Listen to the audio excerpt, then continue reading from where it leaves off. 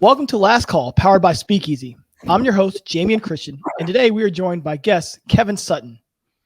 Kevin has been one of the top coaches in the country for over 20 years, working at the high school level and prep levels, as well as Team USA in various colleges. Currently, Kevin is the director of basketball strategies at Kansas State. Kevin, how are you doing today?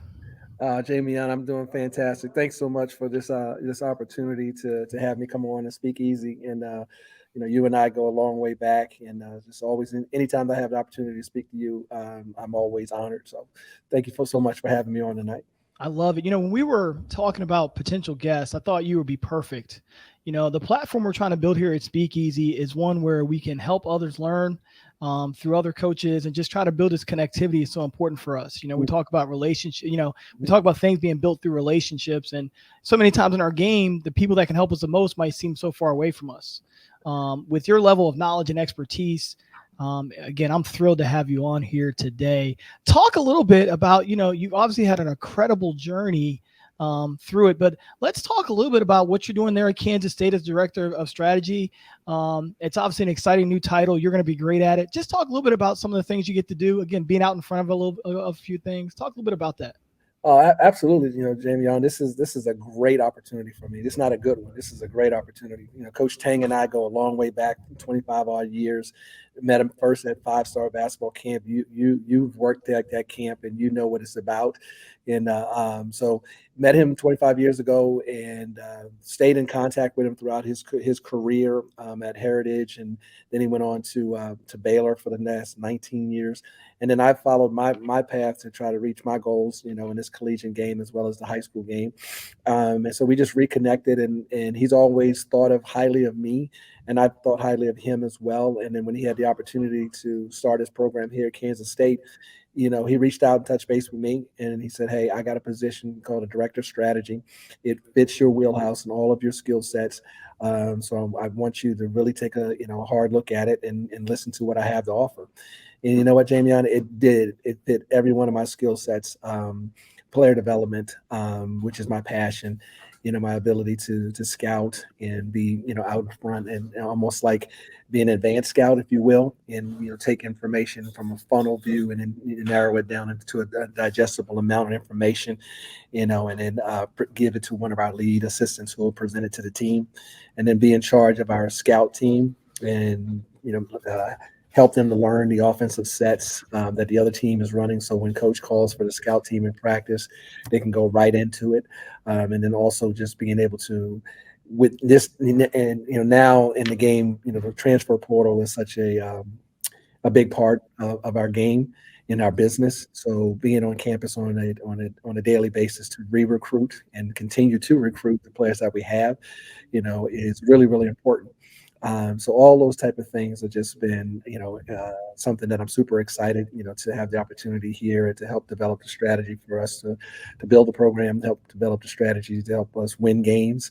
And truth be told, I really believe it's going to be a position that more and more people are going to, develop because with my years of experience and wealth of knowledge, I can sit here and still recruit and evaluate talent through looking at games on streams, and then pass that information along to the coaches that are out on the road, and we can compare notes. So all of that information is, all of those titles and all those responsibilities are something that we're looking forward for me to do here at Kansas State University under my title of Director of Strategy. Yeah, it's an exciting time in college basketball as things are changing really rapidly. I think your position is going to be one of real strength. You talk about recruiting, you talk about rebuilding a program there. At Kansas State, maybe people don't always know what a great tradition it has of basketball. Historically, some of the best in the game's history have come from their Kansas State. And so they've just got a great history and they love their hoops there at Kansas State. So I think that's going to be something really exciting, jumping on board with a first-time head coach at that level. What's it been like just kind of sitting beside him every day? I know you can probably feel his enthusiasm. But just talk a little bit about, sitting beside the guy who's really got the charge of rebuilding this thing. Yeah, Jerome is a tremendous person, first and foremost. And then secondly, he's a coach that has paid his proverbial dues. He's touched every rung of the ladder. You and I both know that how important that is. He hasn't skipped steps, and he takes every one of those jobs and those you know positions that he's had, at Baylor and helped building that program there. But anything that Scott Drew threw at him, he took and he did a great job with. And so he's well prepared to be a head coach, and he knows this league like the back of his hand. And so to sit here every day and talk hoops, and talk basketball with him, and then just talk about his vision for the program, and then it's really exciting to know that I can be here with the person who we share very, very our views and on life, and our views on how to build a program are very similar. He's a highly emotionally intelligent person, so it's been great to be a part of his staff, and he's assembled an outstanding staff. We do have an outstanding staff here at Kansas State. Yeah, I love that opportunity for you and for him. And you guys are going to be right back to the top of the Big 12 before you know it. Let's talk a little bit about just some of and I want to kind of get into the stuff that you did kind of at Montverde and the prep and the prep ranks, because in this day and age, with how the rosters are changing over and kind of the conversations that you got to be able to have, I think having some of your tutelage and your understanding becomes really valuable. Obviously, a ton of international recruiting you've been able to do, but just being able to keep people on board year in and year out. Let's talk a little bit about your experience at Montverde and some of your prep stuff that you've been able to do. And obviously, one of the best coaches in the country doing that year in and year out. Yeah, you know what? I was really fortunate. My coaching career, it's been 36 years. It's actually going to be year 37. But I did spend my first 10 years, of coaching with Stu Vetter, and back in the Washington, D.C. area, where the area that we're from, where there's a high level of basketball. And so I played for him for 2 years, and then I coached with him for 10. So, and you're an avid reader like myself, and we both have read Malcolm Gladwell's, book on, about 10,000 hours. So during my 10 years with Coach Vetter, I put in well over 10,000 hours. And so I learned how to build a program. And so I had the opportunity in 1999 to go to Montrose Christian in Rockville to start my own program there. And was there for 1 year. We were 32-5. And then I had, guys like Jason Conley was a senior who ended up going to VMI, leading the nation in scoring, and then transferring to Missouri. Marvin Lewis, who was a junior, he ended up going to Georgia Tech, and starting for 4 years and becoming a captain on a team that went to the national championship game, eventually losing to Connecticut, who's now a assistant athletic director at Brown University. He's going to be an athletic director real soon. So we had a lot of talent, on that team, and some of it was international, talent. That's when I first got my, taste of dealing with student athletes that were international. And then went on to the collegiate level at Old Dominion, came back to Bishop McNamara and coached in the WCAC. And that was a tremendous, league, and a tremendous, growth area for me as a coach, and how to build a program, because the WCAC is, if people don't know, it's like the high school version of the ACC. Yeah. If you Best high school basketball in the country, yeah, right there. without question. And you're talking about in any given, week, you could have St. John's on a Sunday, DeMatha on a Tuesday, O'Connell on a Friday, and then finish your week off on the following Sunday with Paul VI. Yeah. And that's a week. If you look at last year's Final Four, Villanova had two players from WCAC schools, and then Duke had two players from the WCAC school. North Carolina had one player, so that's five players played in the Final Four from one league. Right. And then after that, I spent my 2 years there. It really prepared me, and I knew that I was ready to take on my ultimate dream of building a high school basketball program at a boarding school. And when you coach at a boarding school, and like Montverde, an international private boarding school, it's just like you're running a college program, because the student athletes go to school there. So you have to think, how would I run my program? They don't get to go home at night, and you have to take care of all those responsibilities. So Montverde was a great experience for me. But I do say this, Jamion, that if 10 people went down there, at the same time I did, 9 people would have turned it down. Yeah. And but I saw the vision, and the reason why I saw the vision and the potential of it is was one, it was dormitories. That means that the student athletes that you could bring in there, they lived on the dormitory, so that was a great asset. Two, it was an international private boarding school. And so I had connections in the international, been ability to connect with international players, and I had experience with that. So that was a big asset. Three, they had never won before, so they didn't know what winning was, and they had a lot of resources, but they didn't know the direction of how to do it. So when I got down there, it was fantastic. It was a great learning experience for me. I was able to build a program that I'd always wanted to build, and my first year we won 23 straight games before the local newspaper did a story on us, and they couldn't pronounce my starting five's names because I had 3 kids from Lithuania and 2 kids from Cameroon, Africa, and they were all juniors, and then the following year they all graduated and all earned scholarships. One to Stefan Bakinde went to Stony Brook. Um, Luke Rashad Mbamute was probably the most famous one. He went to UCLA and then eventually played in the pros and played in 3 Final Fours. Vitas Valulis from Vilnius, Lithuania, was my point guard. Tough, hard-nosed guy. Now he's a professional coach in Russia, doing extremely well. And then Gidrius Kinesis went to College of Charleston, and he's wildly successful over in Lithuania now in the business world. And then I had a young man by the name of Andras, I mean, excuse me, Arminas Urbutris, who was our center, and he was from Lithuania, and he's still playing in Lithuania today. So, Montverde was just, like I said, it was a great opportunity for me. And Orlando was the perfect place. 25 miles northwest of Orlando, international airport, international student athletes, and a headmaster. I got to give him a great deal of credit, Casey Kesselring. You and I both know this school, St. James, up in Hagerstown. Casey was the head of student affairs, at St. James. So they had a great tournament, and I met him at that tournament while I was Stu Better's assistant.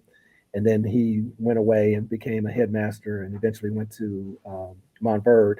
And he was the one who called me up and asked me to come down and build a program. So, he and I together built Montverde for the first 8 years, and then I had that was the end of my run, and I went on to the collegiate level. Yeah, Having it's funny. Everyone now knows about Montverde Mhm. as sort of what it is now. It's what it's become, Mhm. but they're not always familiar with the history of it. And I would even go a step further. I think the emergence of Montverde, now when you look, you see so many professional players come from Florida, from the state of Florida, Yeah. because of the prep schools, though, not because they're high school grown there all the time, but because of prep schools. And I felt like, watching it from afar, you put pressure on those other prep schools there that now they could do it. And now that's why the prep basketball in Florida is so strong. You're 100% accurate. Because when I first went down there, the student athletes they went to whatever high school they were zoned to go to. If they were zoned to go to Dr. Phillips, they went to Dr. Phillips. If their uncle and their auntie went to Evans High School, they were wanted to go to Evans High School or Olympia, and there's nothing wrong with that.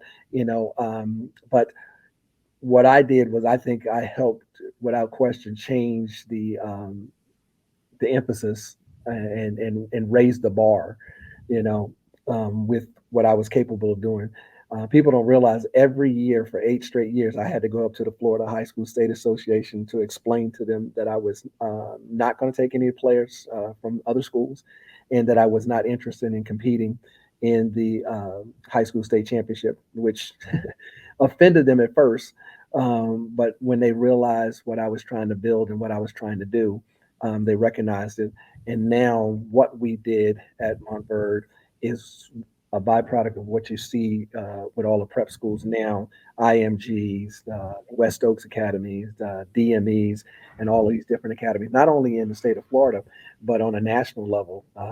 And so much so that they have a league, almost like the EYBL. They almost have a league now with Sunrise Academy, Montverde Academy, Oak Hill, IMG, Lallemure, Washat, and all the top elite programs. They've formed a league. because they're all very, very similar. And but all of that started with when I came down to Montverde, and we were very clear with the vision that what we wanted to do, and the success that we had there for 8 years is enabled them to have the success that they have now. And I say that because you know full well um, about VCU's success, Yep. you know, and Coach Smart and what a great job he did. But he's going to be he'll be the first one to tell you that the success that he had taken that team to the Final Four was on the shoulders of Anthony Grant, and then Anthony Grant had great success because he was able to be on the shoulders of Jeff Capel, and the end product was that VCU played in the Final Four, and now they have one of the best programs, in all of college basketball. I don't even know what level it is because all I know is a top level program, and they've Yeah. had sustainable success. I think people underestimate the power it takes to turn something. Mm, yeah, And oftentimes the person that turns it isn't the person that's going to receive the credit for it, because to turn it, you gotta. I always say, like, it's like a tsunami effect. All right, so to have a tsunami, you need an earthquake in the ocean that then builds a tidal wave, and then the real part that hurts you in a tsunami is the wave pulling everything out back out to sea. yeah, So you need three strong parts to really change the trajectory of something. And I think the same thing with college basketball and college basketball program. You need something catastrophic to kind of change it. And it takes the power of three there. So you talked about Capel. You talk about Capel, who did an amazing job, who turned it, got Eric Maynor and guys in there like that, went in and beat Duke, so yes, raised the profile. You talk about AG, Anthony Grant going in there doing the same thing, and then Shock being right there and being the guy that could really, really make an impact with it. That power of three, I think, is important. You know what, Jamie? I don't think you could put it any better. And the other thing is what I say all the time is that it takes a committed administration to want that, and Doc Sanders wanted that. I mean, I was privileged because I'm close to the Capel family to know that Doc Sanders went down to speak to Coach K about Wojo, and Mhm. Wojo, and then Coach K said, no, you have a coach right there, and Jeff was the third assistant, and he convinced Doc Sanders to take a chance on Jeffrey Capel, and the rest is history. And if Doc Sanders doesn't take a chance on Jeffrey Capel, you know, we don't know if it turns out this way. It quite possibly could because the administration was committed, and that's what it takes. The reason why we were very, very successful at Montverde in my tenure was what. Yes, I did know what I was doing, and I knew how to build a basketball program. But at any time when the administration could have stopped it is when they didn't understand what was going on. But they had full confidence in me, much like you. When you were at Mount St. Mary's, the administration understood who you were, and they were committed to you, and they saw your vision, and then they gave you enough. What I say is they gave you enough runway to land the plane, Yeah. and you did it. And so you went to NCAA's twice. Yeah. You took two teams at two different times to the NCAA's, and that's a major accomplishment. And it's a lot of credit to you and what you guys and your staff. And you had a great assistant in Daryl Bruce, Yeah. but your administration was on board and they were committed to you had convinced them to believe in you, and they did. And the result was that you had success. So Yeah. I think There's administration is really important. I always say there's so many little decisions that have to be made before success is going to happen. Yes. And how long you as a coach, your administration obsess over those small things without knowing their North Star, that stuff, because the game we're playing is a rapidly changing game. You might be number one for a recruit on Thursday. On Friday, if you don't get it done, you might be number two or three, and then you're out of it. So No. everyone's got to be on board with the speed and the toughness it takes to be able to make those kind of decisions. Having that North Star, it sounds like at Mount Verde, you guys had a great North Star. They wanted you to build a basketball program, and they were going to give you the ability to go and do that. Then that's how you're able to do that with them. And you see places that win because of that. Places that lose because it's the opposite. No, no question. And it starts with you and I talk about this a lot about being emotionally intelligent, and using that emotional intelligence, and emotional intelligence is being self aware. You know, you have to know who you are. and you have to know what your why is. You have to know what your negotiables are, what your non-negotiables are, and then you have to have the ability to define success. Because what is success to Kevin Sutton may not necessarily be success to Jamion Christian. But Right. but once you define what that success is, and then you can articulate what it's going to take to be successful, through your all important three statements: your vision statement, your value statement, and your mission statement. And then people start to believe in you, then they'll eventually buy into what it is that the message that you're preaching and things that you stand for. But it goes back to Jamion Christian, Kevin Sutton, spending time with ourselves to understand ourselves and becoming self-aware. Then we use our emotional intelligence to make decisions that are not emotionally based. We so all our decision makings are with well thought, and then we go back to okay who we are and to our core values and core beliefs, so we don't make emotional knee-jerk decisions. Yeah, through the years, I think you're one of the guys that really reaches out to connect with people, younger people, people in your position, and that doesn't always happen. Where, I feel like you have this the statement you said, living trophies, Yeah, absolutely. which I love. I love that, and I feel like your living trophies. I don't want to speak for you, but I feel like your living trophies go beyond just the guys you've coached because you reach out to so many others and help guide them. Talk a little bit about your concept of living trophies and where it came from and why it's so important to you. You know what? Thank you for this opportunity, first and foremost, to talk about living trophies. Living trophies came about when we were 30-0 in my year 4 at Montverde, and we won a national championship. And on that team, I had 15 young men, and they were from around the world, and some are from the United States. But that team really, really came together. They were incredible people, first and foremost, and they were committed students, and then they would love the game of basketball, and so they fit my recruiting model because I want guys who are men of character, not boys who are characters, and then I want people who are committed to wanting to get their high school diploma now at the collegiate level, their degree, and then they don't have to be rocket scientists, but they got to be committed and they got to value education. And then third, they got to be passionate about the game of basketball because I'm like you, I'm crazy about this game and I love it, and I can talk basketball and I can watch basketball and I can teach basketball all day long.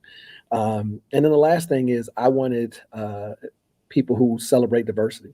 Mm-hmm. It's really important to be able to celebrate diversity. So I was asked by a reporter about that team, and I said, these guys are my living trophies. And then he said, wow, that's a great term. Can you define it? And I said, yeah, actually I can.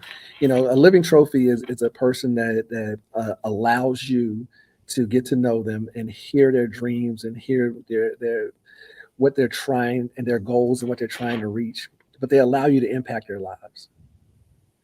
Because I think that we as coaches, teachers, educators, and mentors, we're the ladles. We're the ladles that with our positivity we can fill up the buckets of our people that we serve.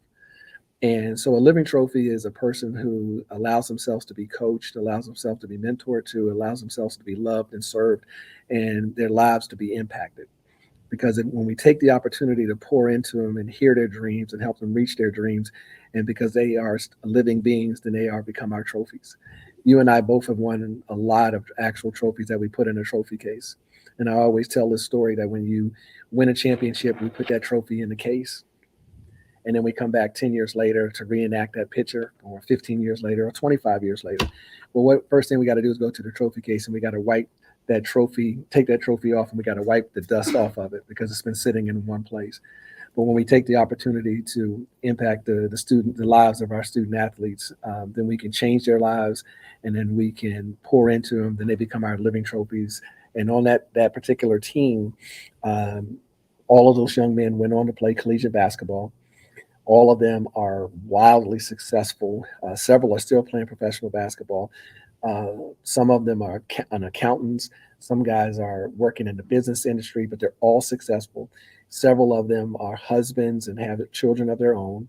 Um, and that's what I've always wanted to do. my mission is in this game, in well, this business called basketball, but the game called, the sport of basketball, is to impact as many lives as I possibly can with the platform I have as a coach, teacher, educator, leader, and a mentor, to create living trophies. So that's what Living Trophy is in a nutshell. I love it. I love it. I mean, it just speaks so much more than just being a coach. It's being a lifelong connector to everything they're looking to achieve. Mm-hmm. 37 years of living trophies. Who are you most proud of? That's like asking me which of my four kids is my favorite. You can name multiple. I think. It's funny when we were, I was thinking about this earlier. I have a lot of them. I really do, and not to leave anybody off or anything like that, but this all started, and I don't have a problem with saying it, who it started with. When I graduated from James Madison University and came to work for Coach Vetter, um, there was a young man who was just transferring from his sophomore year into his junior year. He came over from Gwynn Park High School, and his name is Randolph Childress. And from day one, Randolph and I hit it off.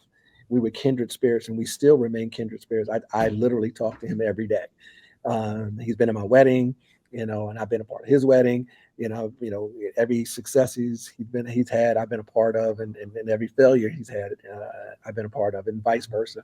And so I have absolutely no problem saying it all started with Randolph because, like I said, we were kindred spirits. I used to pick him up in the morning at the metro station, and then we would work out in the morning, and he would come in at lunchtime, and then to get extra shooting, and then we'd go to practice. Then I would take him back to the subway, and we just connected. And so he's truly one of my the beginning of what I knew I wanted to do, because I saw the impact that I was having on him. He made me a better coach because he allowed me to coach him the way I wanted to coach him, which was demanding without being demeaning.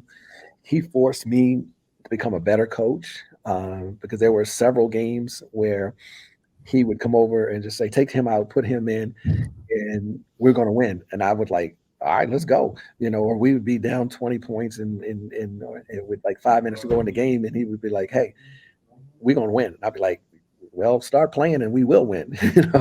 So it's just, it's guys like that, guys like Marvin Lewis, like I said, who's going to be an athletic director, but he works at Brown University right now. Kim English, who's the head coach at George Mason University.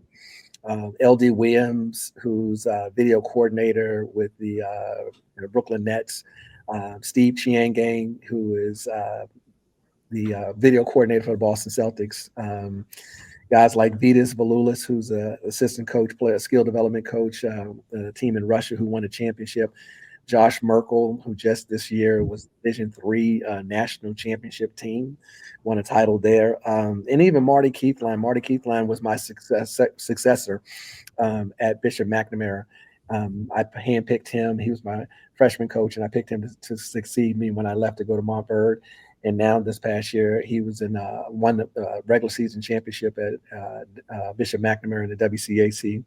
And then I have a young man by the name of Dmitry Zimin from Russia, and he is the coordinator for the 3-on-3 gold medal championship team for Russian basketball. But there's just a few guys, and then I have young ladies and everybody. What I try to do, Jamion, much like yourself, I try to impact all the people and influence as many people that come into my sphere and that really want what I sell. And I just sell about positivity, and what I try to sell is, what's your dream, and let's try to get you there. Yeah, I often feel like a guy like Marty Keithlon is one of the most underrated coaches maybe in the country. Year in and year out there is really phenomenal. And I've had a chance to coach a bunch of his guys, but I just love the way that he works them out, the way they attack it. And, I think a lot of the guys, and I'm sure the women you named there are just under the radar, hardworking people that get the job done, that you win with always. Yes. But maybe they don't always get the credit. Merkel being a national champion and a guy who is just a worker. Again, you guys are obviously very close. Yeah, that story right there, people have no idea. I mean, Josh was, we had fantastic, 4 years while Josh was there at St. John's Prospect Hall, and I was Josh's JV coach for 2 years. And every day, he would come and work, and he could really shoot the ball, but that was his superpower. But he would work at everything that I would tell him to do. And I asked him what his goal was, and he said he wants to play for Coach Vetter on the varsity team, and be a part of the national rank program. And I said, well, listen, this is what you're going to need to do. You're going to need to come in the morning. You're going to need to come at lunch. And lunch, lasted for 40 minutes.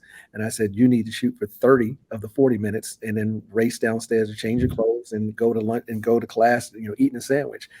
And he trusted me and he believed me. And so he came in the mornings, he came at lunchtime, and then obviously he stayed after practice, and then had a solid, career, and then got into coaching.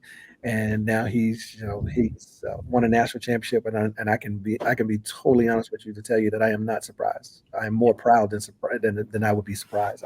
He's been a student of the game, and he's learned from the right people, but he also knows who he is, and he's comfortable with who he is. And that's why he has built a program that reflects him. And I think once we teach that, and that, our people that we serve understand that and can appreciate that learning who you are and being who you are is enough. Yeah. You matter, and you might be a little different than other people, and your path might take you in a different direction. Still own your story, and don't let anybody ever write the ending. Yeah. Let's dive in there a little bit. Why do you think people struggle so much with owning who they are in this game? Because they haven't spent time trying to figure out who they are. They look around and try to emulate other people and try to become people that they're not. And so they don't spend enough time, learning what their negotiables are and what their non-negotiables are. And society tells us oftentimes that vulnerability is a sign of weakness, but I actually think vulnerability is a sign of strength. So if you can allow yourself to be vulnerable, allow yourself to fail, without being so hard on yourself that you think that you are a failure instead of learning from your setbacks, because everything's a teachable moment. Jamion, you're a living example of that. I mean, you're a guy who coaches the way you coach, and you teach the way you teach, and you're an out of the box thinker. And sometimes that runs counter to what most people have done. And if you're not secure in who you are, then you fall back into becoming an imitation of somebody else. So being self-aware, and that takes time. That takes a lot of time. And I'll share this with you. One of the things that I did during the pandemic, the first pandemic, is I slowed myself down, and I asked myself, some hard questions about what I wanted to do and how was I going to use this time. And it was the first time that I was at home, like all of us, as much as we were in this business. And so my wife, Beth, and my youngest daughter, Riley, we were living in Rhode Island. And it, the first couple of weeks, it was weird. Like we get along and we love each other, but it was weird because I was home more than they had ever been. And so I was like the third wheel. And I felt myself like, I'm like, what is going on? Like, they would have inside jokes. I wouldn't know what they were talking about. They would go to another part of the house, and I wasn't included, but they were just going on with their life. It was like I was trying to come back and be part of their life. You understand? Yeah, yeah, yeah. So I went to and sought out a therapist, to gain an understanding, because I was hurt. I really was hurt because I was like, wow, daddy's home, but I wasn't really included, Yeah. into that. And then I had to, through the therapy piece, I really took time to, work through that, and then also continue to work on other things to become more self-aware and become, you know, more intentional. That's the word. Yeah. I became more intentional about everything that I was doing. And so I started Living Trophies Master Zoom class because I wanted to connect people and I wanted people to share their stories like yourself and to come on and take part. And I did it around the game and the sport of basketball. I didn't want it to be another chalk talk, hey, Jamion, show me your double drag, or Jamion, show me this, and all that type of stuff. It was more about, learning the game, but understanding that it's a business. And so we had some great speakers come on, and it was a really great time for me. And I tell people all the time, people like you, thank you, because when I called and said, hey, will you come on? And, when I would text out, hey, this is who's going to be the speaker today, people came, and it was a great thing. It was a great time. And it's really spawned some other thoughts that I have, with later on the things I want to do with my career. But I became more intentional, and I don't think it's a bad thing. Society tells us that being selfish is a bad thing. But if you tell a person that you're being more intentional about what you're trying to do, what you're trying to accomplish, they give you a little bit more grace. Yeah. And your grandma and my grandma, that's all they said. All I want is just a little bit more grace, God. Yeah. So they just give you a little bit more grace, and I think that when you do that, people are understanding a lot more as to who you are, and I think that's a great thing. I say that because during that first pandemic, we had a health pandemic and a racial pandemic going on simultaneously. Hmm. The world was in total disarray. You put on a leadership program as the head coach at George Washington University, and you brought on some really outstanding leaders. That's being intentional. That's being intentional. That's how you use your time wisely. And the people that you brought on, they came on for you. They came on because you called them. Well, they didn't just come on because you said, please come on now. You had taken the time years and years and years before to sow seeds into their a relationship with them. That's intentional. Yeah. Yeah. I felt like we needed it. We have so many. Number one, I think thing you're recognizing as well is there's so many people hungry out there to learn how to get it done, and there's so many people that want to find a way to be successful. They're just looking for that X factor, and you and I believe it's in them. Yeah. It's just about helping them learn how to bring it out of there. And I think I wanted to put that program together. It was a GW 360 program. We basically ran a program for 12 hours. We had different speakers on, athletic directors, coaches, legendary coaches, assistants. We kind of had the full gambit because I wanted people to see the strength of Black people in our business. Hmm. Sometimes we feel like there's not enough of us, but then there should be more. But we have numbers that we just need to lean on our network more. And I felt like it was important, especially with Black athletic directors or women coming onto onto that. I thought that was really important to be able to do because for me as an educator, I think education is the key to most things. And I think we have a responsibility. We've had. I mean, look at our lives in basketball. We've had great lives in basketball. And Unbelievable. the only thing I think we owe to the game is the responsibility of giving back in whatever way is necessary.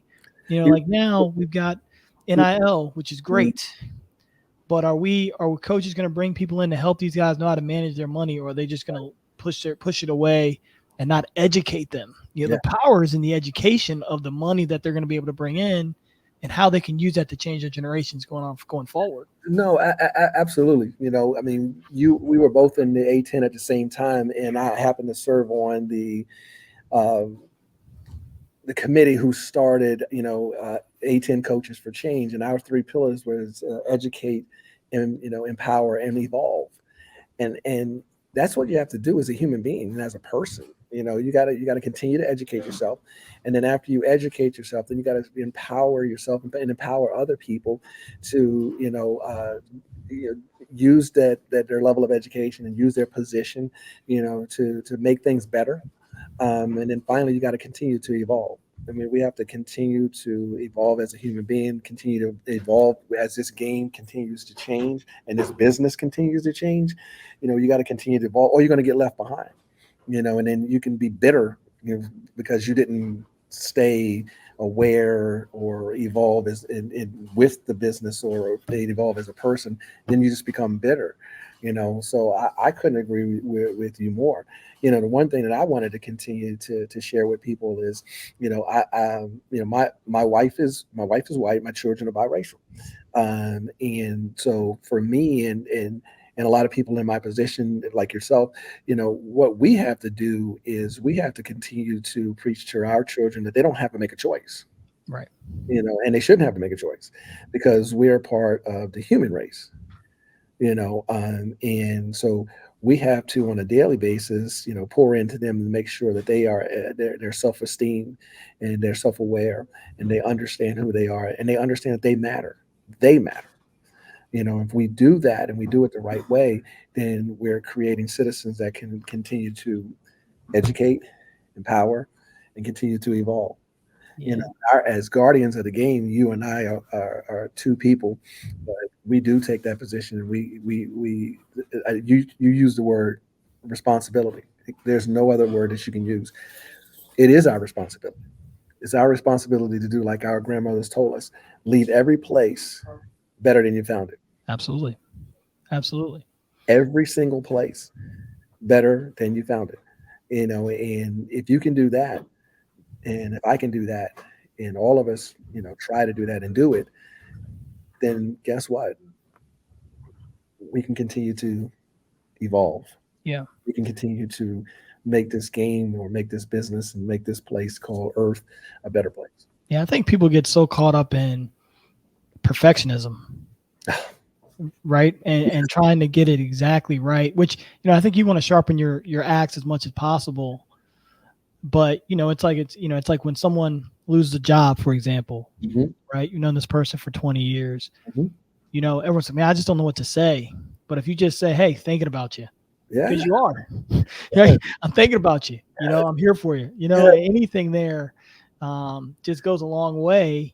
It yeah. doesn't have to be, I've got this job offer for you, or, you got screwed at the last place. It's Mhm. just a level of care that you should exhibit to people in general, like, and I think trying to establish people, I think one of the hardest things, I want to get your take on this. Mhm. One of the hardest things in basketball right now is the level of how transactional it is when you're not a transactional leader, right? So you're Yes. inheriting you're Amen. inheriting people, Mhm, players, coaches that are used to transactions mhm, happening. mhm. And look, I just want to give you everything I got every day. So how do you help people evolve in the world with now there's more money, which is nothing bad. No one's against any of the money that's being made out there for anybody, players, coaches, whatever. But it just makes it more transactional. So how do you evolve in a world where it's growing more transactional, but you're not a transactional leader? Yeah, I mean, first and foremost, I mean, you're 100% right. There's transformational leaders, like yourself, like me, and then there's transactional leaders. That and one is not better than the other, but we have to. The thing that I try to do to answer your question is I try to remain true to who I am, and who am I at my core, my principles, my values. Luke 12:48, to whom much is given, much is expected, is one of my core Bible passages that was taught to me, and I've built programs, and built my life on that Bible passage alone. And then, like I referenced my grandmother. My grandmother, well, as you well know, when you wear the big hat in the church, that's a sign of it's a symbol. It's a symbol of. But what I say to her, what I've learned from her when she used to tell me all the time: leave every place better than you found it. What's interesting, Jamion, is that in church she wore a big hat, so that's a status symbol, right? Mm-hmm. But her 9 to 5 job was the janitor at my middle school. Oh, wow. And so just think about that for a second. Yeah. Okay, your grandmother is one of the matriarchs in your church Mm-hmm. on Sunday, but from Monday to Friday at your school, she's the janitor. That woman had more class and dignity, and she taught it on a daily basis.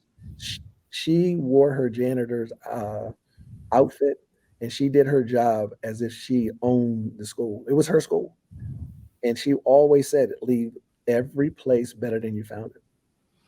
And she Yes. would say, and Jamie, we would even do it when at every program that I built, every tournament that I participated in, I would tell the tournament director, I will only come to your tournament if you set up a community service portion of it. And they would look at me like, well, such and such is asking for 2,500 and such. That's like, I understand all that, but that's not who I am. That's not what my Yeah. program is about. I said, I said, all I need you to do is make sure that I have enough rooms for my guys to sleep to a room and my coaches. And we need a community service project.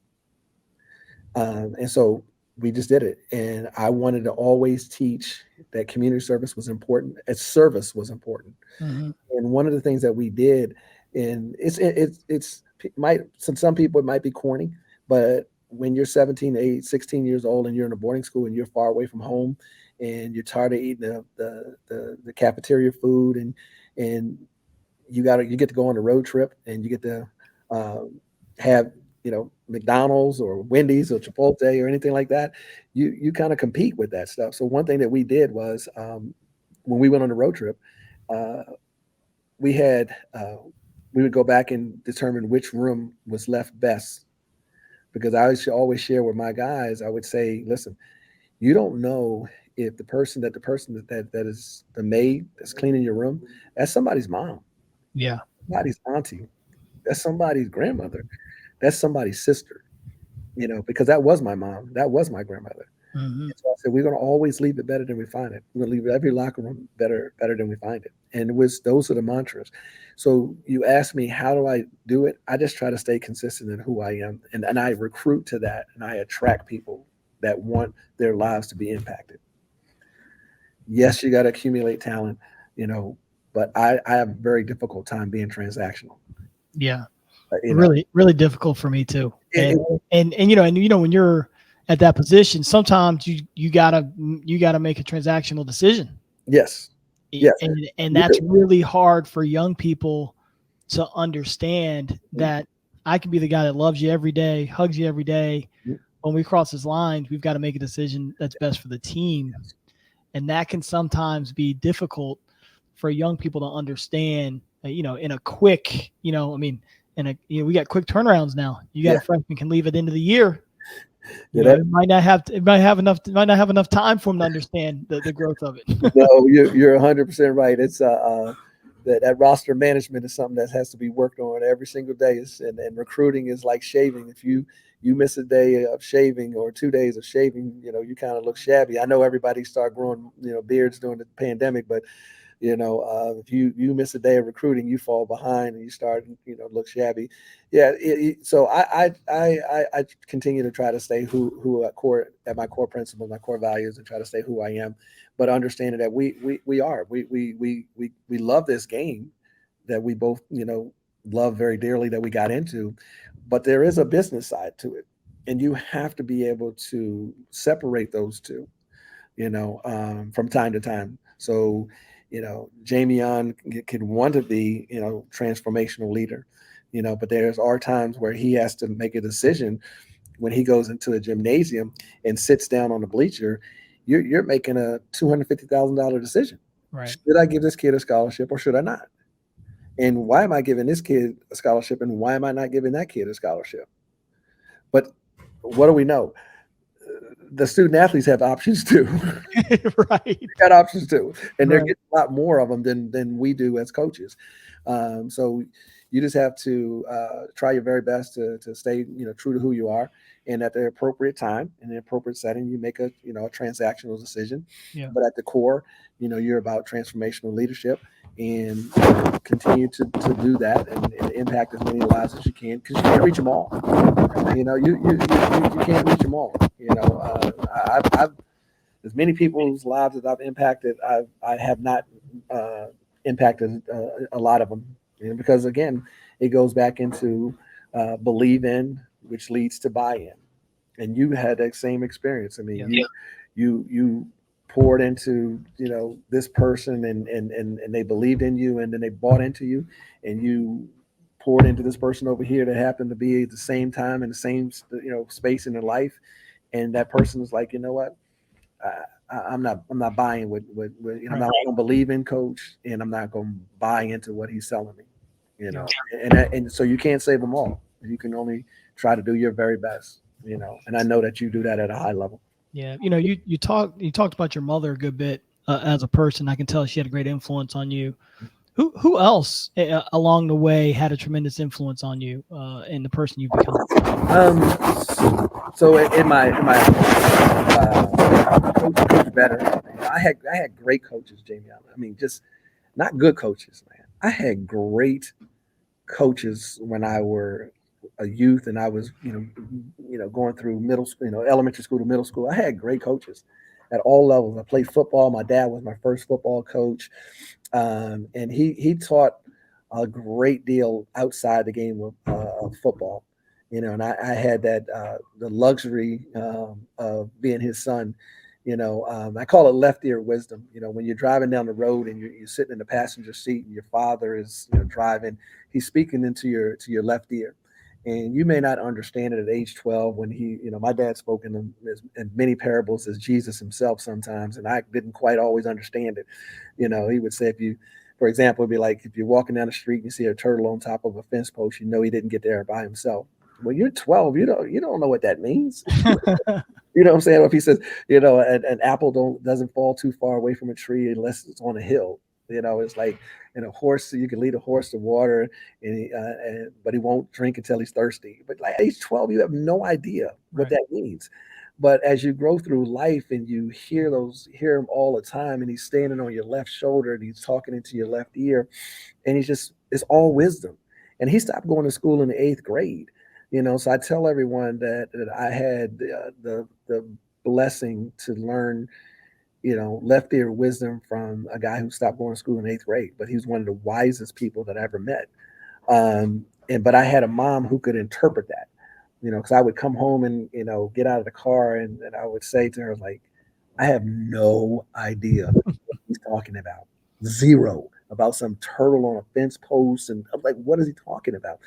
And in her sweet, peaceful way, she would say, give him a few minutes and then go over back to, sit there and watch a college football game with him and then ask him.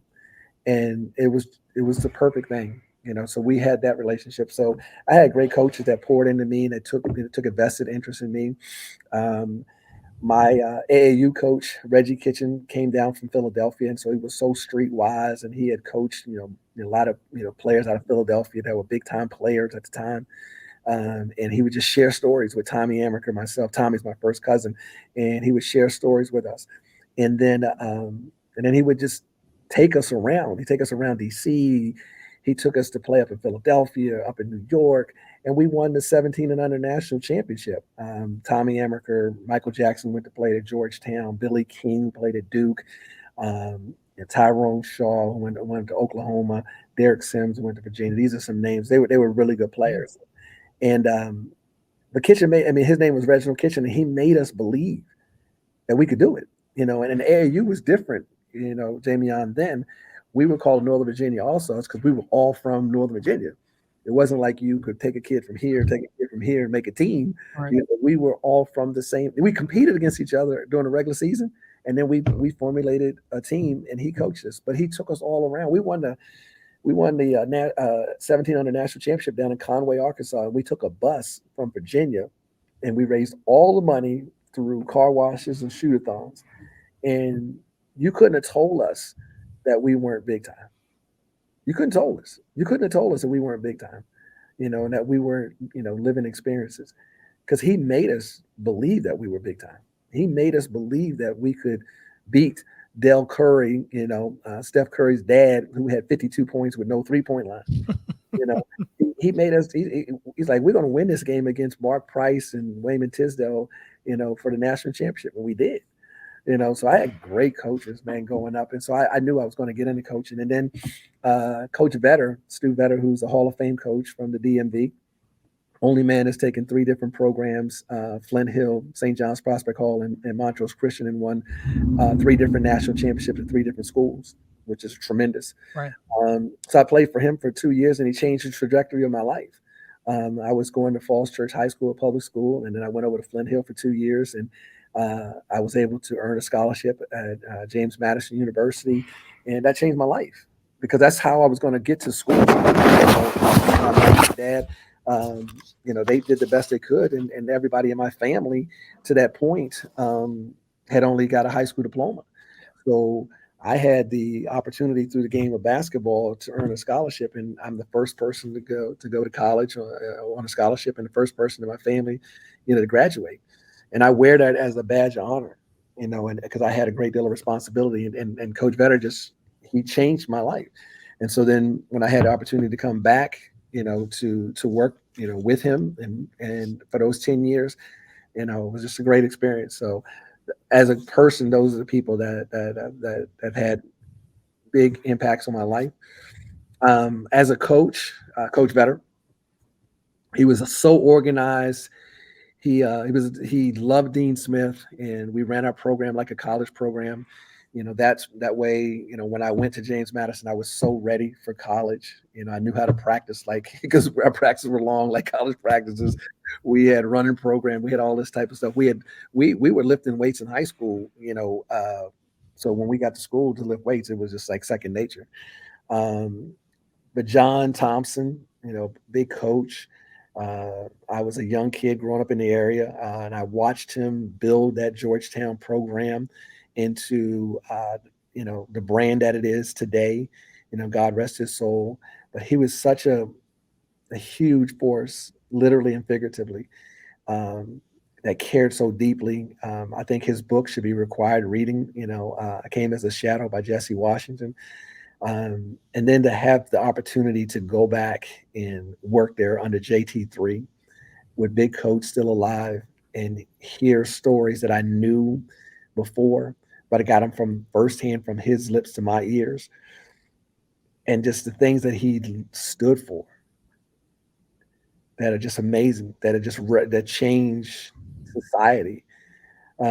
John Chaney was the same way. I had the opportunity as a high school coach to open the gymnasium for him and watch his teams practice, and or basically stand on the line for 45 minutes while he gave lectures and told stories.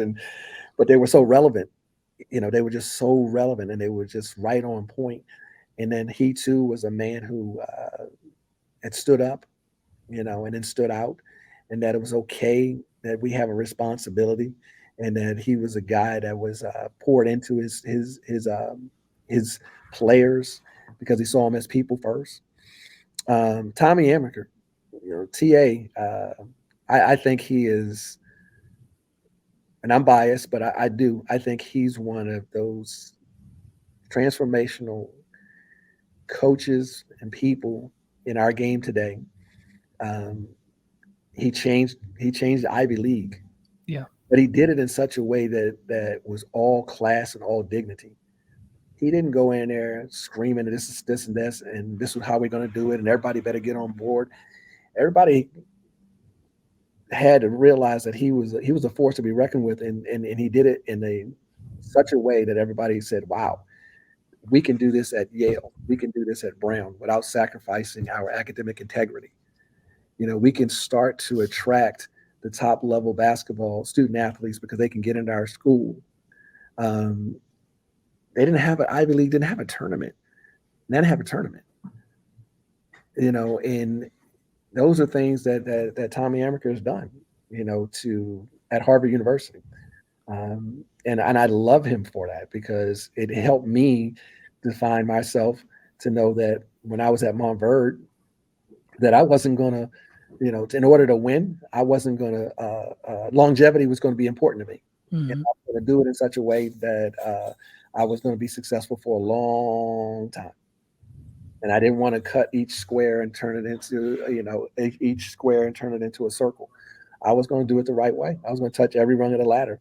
And if it took me longer, then that'd be fine. That's okay. Because I wanted to, when I got to the top, Jamion, I wanted to stay there. Coach Vetter says it all the time. He says the hardest thing about success is maintaining that success. But when you're inconsistent in between your words and your actions, then you're going to be inconsistent when you get up to your level of what you define as success.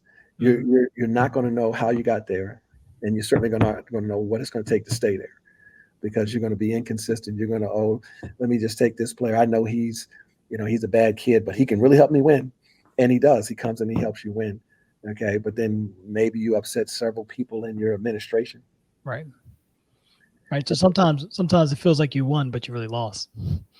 How true is a statement is that? I always say if I lose myself for the thrill of victory, then what do I have left at the end? Amen. Right. And Nothing. nothing. When you look yourself in the mirror, when you look at your family at the end, and you don't recognize the people around you, Wow. was it really worth it anyway? Amen. Right. So I think that's the challenge in chasing this game that we love. Because the thing about a game is you can lose yourself in it. And honestly, that's probably what makes people really successful at it. It's why people love being a part of it. It does change lives both ways. Yeah, it does. It absolutely does. And you have to be careful. The thing that I say all the time is like, to you got to be true to who you are. At the beginning of the day and at the end of the day, you have to be true to who you are, and then try to be as consistent in your actions and your words as you possibly can. And then when you aren't, just apologize. Hey, what I said and how I behaved are not reflective of who I am. And if you can forgive me for that, then I would greatly appreciate it. And I'll try to be better and more consistent with my words and my actions, in the future. Yeah, I think that the level of self-awareness that you exhibit, when you study really successful people, and I'm not just talking about basketball people and basketball coaches, I'm talking about successful people. Mm-hmm. They usually have a level of struggle in their childhood of something they have to work through. Mm-hmm. They usually see the world a little bit differently. But also something that you did, which I think is really important, was reaching out to a therapist and working through that. There needs to be a person not necessarily connected that can help guide you and guide your thoughts and be able to do that.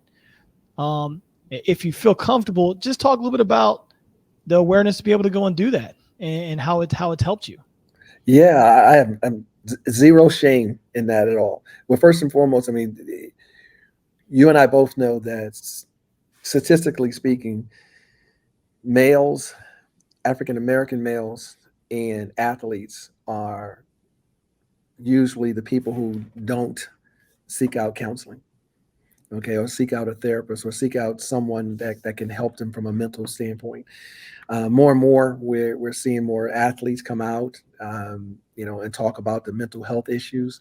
But for me, like I said, I was just so taken back, because I viewed it as a great opportunity that I was going to be home more, Mm-hmm. you know, but I didn't take into account that they their life hadn't really changed, because they it was normal for them, Right. to spend that much time together. And so, you know, if my little one just asked, hey, mommy, can we play a game, and exclude me, she wasn't doing it intentional. She was just, that was what it was like. That's her normal. That's her normal, and so, I got frustrated and hurt, and hurt by it. And I didn't know how to articulate that, because one, I'm supposed to be uh, the husband, I'm supposed to be the father, and I'm a male, right? So Right. I'm not supposed to be hurt, and shouldn't say I'm not supposed to be hurt, but society says you need to, keep your feelings and your emotions intact, and I'm an emotional guy. Like, if I watch a movie and it brings me to tears, I'm crying. I'm a cry, and so I said, I gotta get help. I gotta get somebody to understand me, because I'm feeling this level of frustration. I need someone. And so my wife said, hey, you need to, seek out, and let's try, therapy and cognitive behavior therapy. And it was great. So it helped me deal with that situation. So then we were able to, then I was more open and receptive to start talking about other things, Yeah. how I was feeling. And then it gave me talking points to discuss with the two people that were in my house, my Right. wife, okay, and my daughter.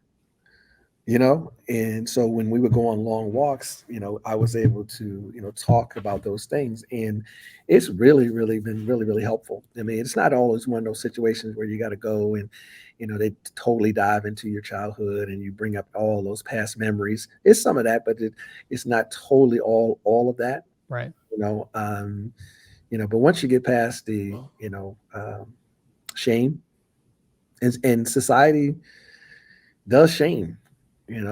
Society does shame a lot. And once I allowed myself to be vulnerable, and then I saw vulnerability as a strength, then I blossomed.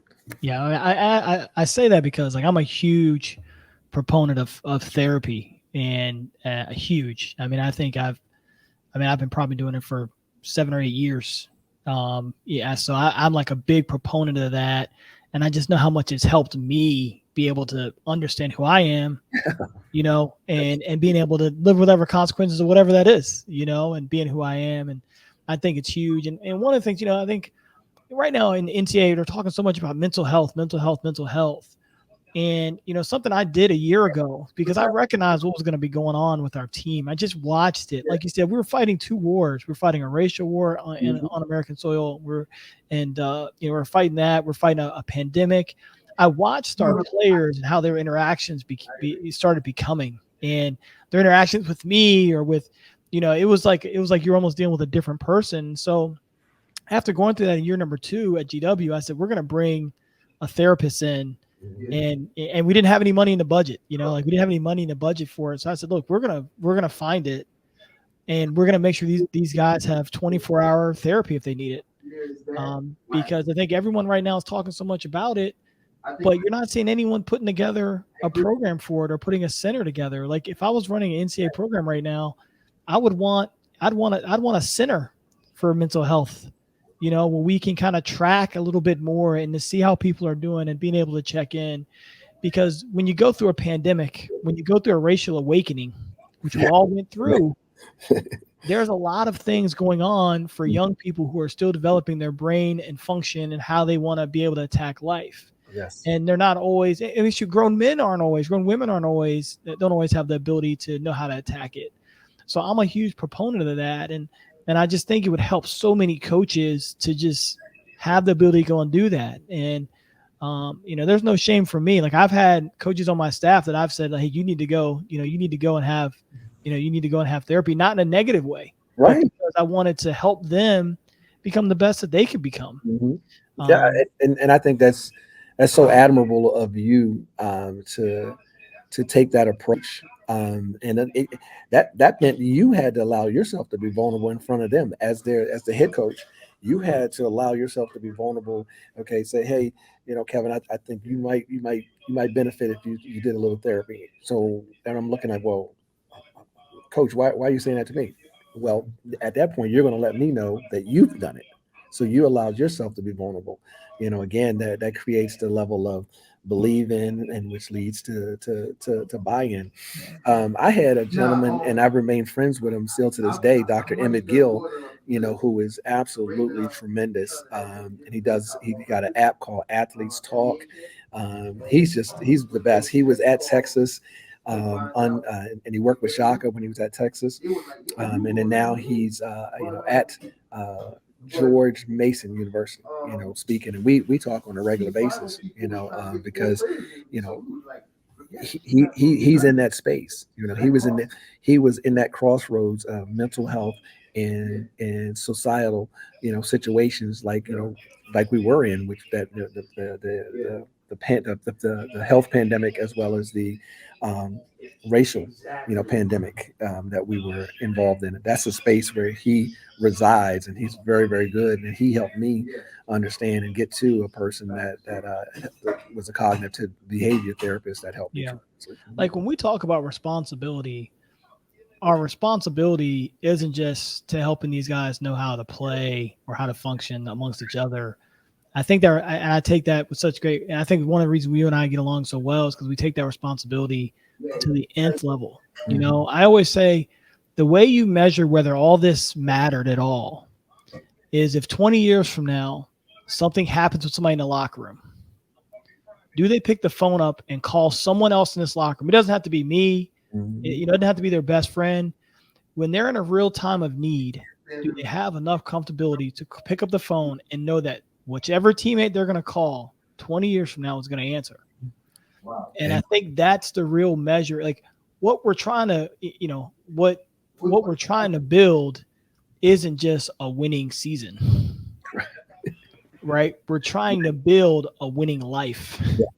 That's that's exactly right. You're 100% right. You're trying to build, a winning life, and that's why I came up with that phrase, living trophies, And once I say that, people get it. They're like, okay, I know what this dude is about now. It's he's about impacting lives. And if you've done it, Jamion, when you do it the right way, winning games becomes a byproduct of consistently doing the right things for the right reasons at the right time for the right person.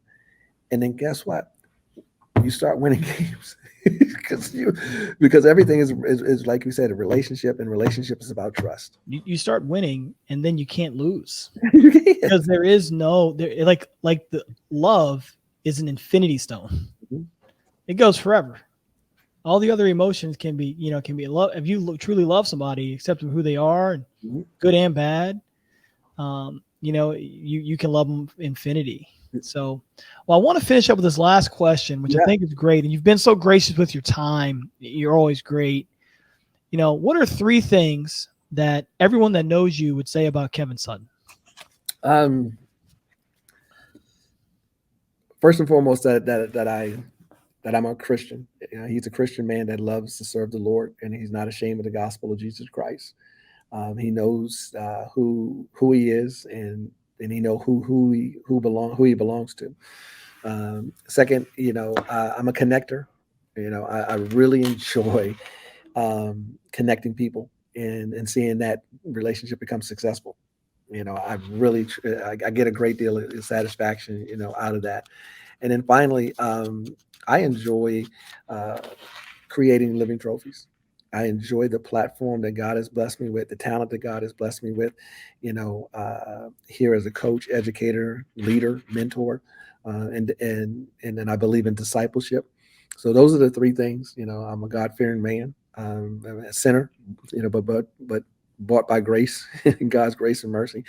I'm a connector. I enjoy, seeing, and helping people to reach their potential. And if I can't help them, to put them in the right place with the right person. And then, finally, I'm a person that enjoys the platform that I have through this game of basketball that's given me, and this life that it's given me, and it's taken me around the world to create as many living trophies as I can. I love it. Well, that's Kevin Sutton, our guest tonight. Thank you for joining us on Last Call, powered by Speakeasy, where careers grow through relationships and relationships grow through Speakeasy. Thanks for joining us. Thank you for joining us on The Last Call, powered by Speakeasy, where careers grow through relationships and relationships grow through Speakeasy. We hope you enjoyed it, and we look forward to connecting with you soon.